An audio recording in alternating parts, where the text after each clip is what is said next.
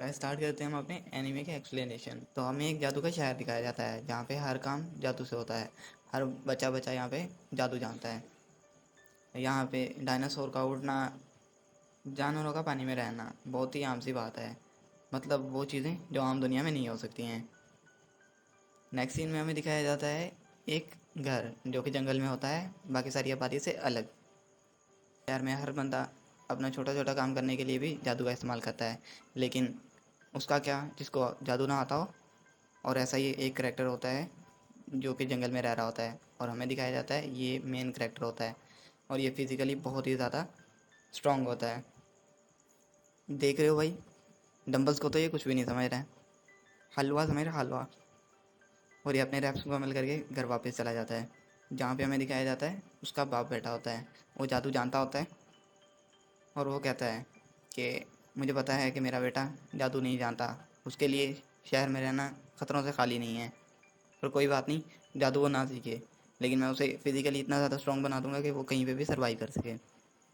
इतने में हम देखते हैं कि हीरो अपने घर आ जाता है, और आते ही वो घर का दरवाज़ा उखेड़ के रख देता है और कहता है, पापा मैं घर आ गया।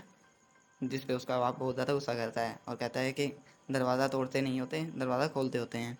तो वो अपने बाप से माफ़ी मांगता है, जिस पे उसका बाप कहता है कि मेरा बेटा कितना ज़्यादा सीधा साधा है।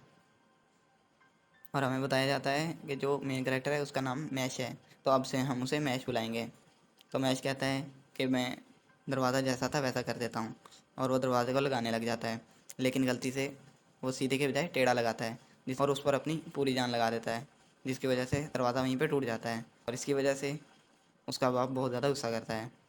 और इस बात से हमें पता चलता है कि अपना जो हीरो है वो अकल से पैदल है। थोड़ी देर बाद उसका बाप नॉर्मल होता है और वो कहता है कि मैं बाहर जा रहा हूँ, पर मैश तुम कुछ भी हो जाए, कुछ भी हो जाए, तुम शहर मत जाना। जिस पे मैश कहता है, अच्छा ठीक है पापा, मैं नहीं जाऊँगा। इतने में उसका बाप वहाँ से चला जाता है। नेक्स्ट सीन में हमें दिखाया जाता है मैश जा रहा होता है, और वो कहता है, सॉरी पापा, मैं आपकी बात को पूरा नहीं कर पाया, और मैं यूँ गया और यूँ आया। असल में मुझे बहुत भूख लगी हुई है, और मैं अपने फेवरेट बिस्किट लेके यूँ वापस आ जाऊँगा। वो शहर में पहुंचता है और वहाँ देखता है कि लोग वहाँ पे अपना छोटा छोटा काम करने के लिए भी मैजिक का यूज़ कर रहे होते हैं।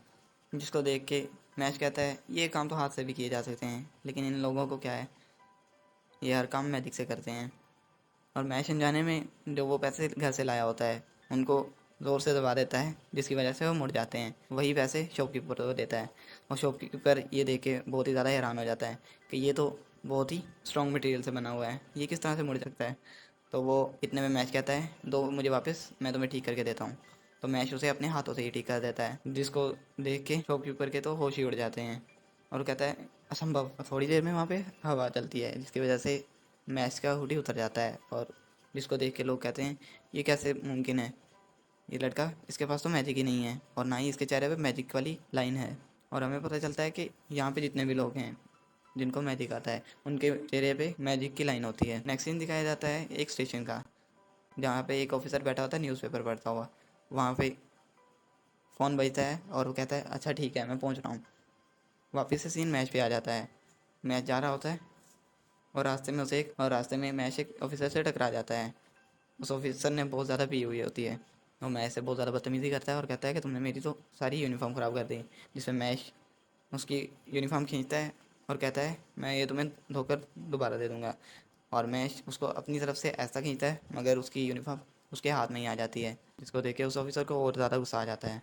इतने में वो ऑफिसर जो कि पुलिस स्टेशन में बैठा होता है वो वहाँ पे पहुँच जाता है, और वो उसका नाम चिल्ला के कहता है, ये तुम्हारे साथ क्या हुआ, तुम यहाँ पे नंगे क्यों फिर रहे हो। जिस पे ऑफिसर कहता है, ये इस लड़के ने किया है। तो ऑफिसर कहता है, हाँ यही लड़का हो सकता है, इसके बारे में मुझे कॉल आई थी। और वो उसे कुछ कहने ही वाला होता है कि इतने में मैच का बाप तेज़ी से आता है और मैच को वहाँ से लेके रफू चक्कर हो जाता है। जिस पे वो ऑफिसर मुस्कुराने लग जाता है और कहता है, कोई बात नहीं, मैं तुम लोग को ढूंढ लूँगा, तुम चाहे पाताल में छुप जाओ। और वो उनके पीछे अपने मैजिक से एक बर्ड छोड़ देता है। मैच का बाप उसे वहाँ से लेके अपने घर पहुँच जाता है। यहाँ पे वो मैच को बहुत ज़्यादा सुनाता है और कहता है कि मैं तुम्हें कह के भी गया था कि तुमने शहर नहीं जाना, लेकिन तुमने मेरी एक नहीं सुनी और तुम वहाँ पे चले गए। वहाँ पे बहुत ज़्यादा खतरनाक लोग रहते हैं जो कि बहुत ही ज़्यादा बुरे हैं, और वो मैच को दुनिया की सच्चाई बता रहा होता है। जिस पर मैच अपने बाप से माफ़ी मांगता है, और ये सुनकर उसके बाप का गुस्सा भी ठंडा हो जाता है, और वो कहता है कि मेरा बेटा कितना ज़्यादा सीधा है, मैं उसकी मैंने उसे इतनी ज़्यादा जलीकटी सुना दी, लेकिन उसने कुछ भी नहीं कहा, बल्कि मुझसे माफ़ी मांग रहा है। और वो अपने बेटे को कहता है, अच्छा कोई बात नहीं, नेक्स्ट टाइम से इस बात का ख्याल रखना।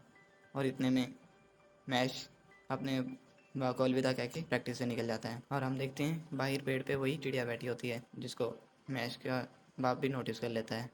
मैश के वहाँ से जाने की ही देर होती है कि वहाँ पे वो ऑफिसर पहुँच जाता है और वो दरवाज़ा तोड़ के अंदर घुस जाता है।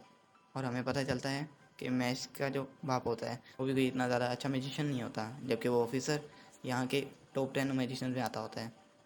और वो आके मैच के बाप को टॉर्चर करने लग जाता है और कहता है, वो लड़का कहाँ पे है, मुझे वो लड़का चाहिए। और उसे बहुत ही ज़्यादा टॉर्चर करने लग जाता है। वो अपने मैजिक से मैच के बाप का गला घोंट देता है और उसे कहता है, अगर मुझे तुमने उसका पता ना बताया तो मैं तुम्हें यहीं पे मार दूंगा। जिस पे मैच का बाप कहता है, तुम बेशक मुझे मार दो, लेकिन मैं बिल्कुल नहीं बताने वाला कि मेरा बेटा कहाँ है। जिस पे ऑफिसर उसे ताना मार के कहता है, क्या तुम्हारा बेटा? अबे सबको पता है, तुम तो रंडवे हो। जिस पे हमें दिखाया जाता है कि जो मैच का बाप होता है वो उसका असली बाप नहीं होता। और हमें दिखाया जाता है उसके बचपन के सीन्स, जैसे कि मैच बहुत ही ज़्यादा कमज़ोर है मैजिक में, इस तरह से उसका बाप भी बहुत ज़्यादा कमज़ोर होता है। और इस वजह से उसके घर वाले भी और उसकी पूरी सोसाइटी उससे बहुत ज़्यादा तंग होती है और वो उससे बिल्कुल भी अच्छा रवैया नहीं रखते। और मैं और एग्रो कहता है, एक दिन एक दिन मुझसे मुझसे ये दुख बर्दाश्त नहीं हो रहे थे, तो मैंने ठान ली थी कि मैं अपनी जान ले लूंगा और मैं मरने के कगार पर पहुंच गया था। लेकिन मुझे मुझे उस बच्चे की आवाज सुनाई थी जो कि रो रहा था, और मैं वापिस आया और मैंने उसे उठाया, और वो बच्चा मुझे देख के चुप कर गया। तो मुझे भी यकीन हो गया कि अगर मेरी ज़िंदगी बची है तो मैं इस बच्चे को पाल पोस के बड़ा करूँगा। जिस पे ऑफिसर कहता है कि जो भी कहो, लेकिन आज तुम भी और तुम्हारा बेटा भी दोनों मारे जाएंगे। और वो उस पर अपने मैजिक की बॉल मारता है, जो कि बहुत ही ज़्यादा खतरनाक होती है, और वो उसे मारने ही वाला होता है कि इतने में मैच की एंट्री होती है।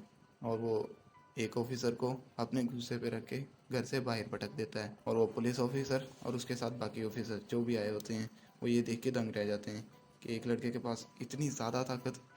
और दूसरा ऑफिसर जो कि पीके ढली हुआ था, वो दोबारा मैच के पास आता है और उसको मारने की सोचता है, जबकि मैच उसे एक ही हाथ से निपटा देता है। जिस पे उस ऑफिसर को बहुत ही ज़्यादा गुस्सा आने लग जाता है और वो कहता है, अब तुम मेरे हाथों नहीं बचोगे। और वो कहता है, या तो तुम अपनी ज़िंदगी की भीख मांगो या फिर मैं आज तुम्हें मौत के घाट उतार दूंगा। और इतने में वो अपना बहुत ही ज़्यादा स्ट्रॉन्ग मैजिक परफॉर्म करने लग जाता है, जिसको देख के वो ऑफिसर जिसको मार पड़ी होती है वो भी बहुत खुश होता है। वो कहता है, ये वही मैजिक है जिसकी मदद से इसने एक पूरे के पूरे ड्रैगन को एक ही झटके में मार दिया था। और इतनी देर में उस ऑफिसर का वो मैजिक फुल परफॉर्म हो चुका होता है और वो उसे दे के मारता है मैच के ऊपर, जिससे वहाँ पे बहुत ही ज़्यादा बड़ा धमाका होता है और वहाँ पे हर तरफ धुआं ही धुआं हो जाता है।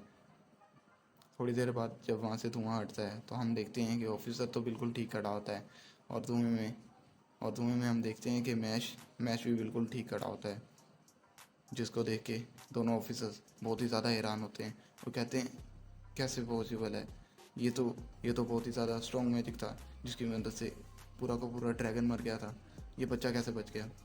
जिस पे ऑफिसर को बहुत ज़्यादा गुस्सा आ जाता है और वो अपना बहुत ही ज़्यादा ख़तरनाक मैजिक परफॉर्म करने लग जाता है और वो उसे दे के मारता है मैच के ऊपर, और मैच उसे अपने हाथ के साथ पटक देता है।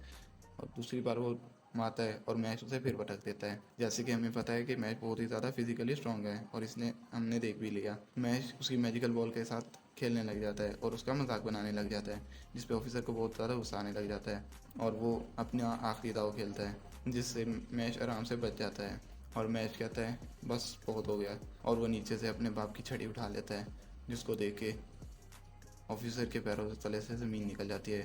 वो कहता है, ये फिज़िकल अगर इतना ज़्यादा स्ट्रॉन्ग है तो मैजिक में तो ये मेरी बैंड बजा के रख देगा।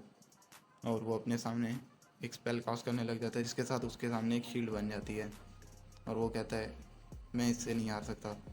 और इतने में मैश अपनी पोजीशन लेता है और बहुत ही ज़ोर के साथ वो छड़ी दे मारता है उस ऑफिसर के ऊपर, जिससे उसकी शील्ड टूट जाती है और वो छड़ी सामने की दीवार में जाके गड़ जाती है। और वो छड़ी ना सिर्फ वहाँ पे गड़ती है बल्कि वो ऑफिसर के मुंह पे भी छेद कर देती है, जिससे खून बहने लग जाता है।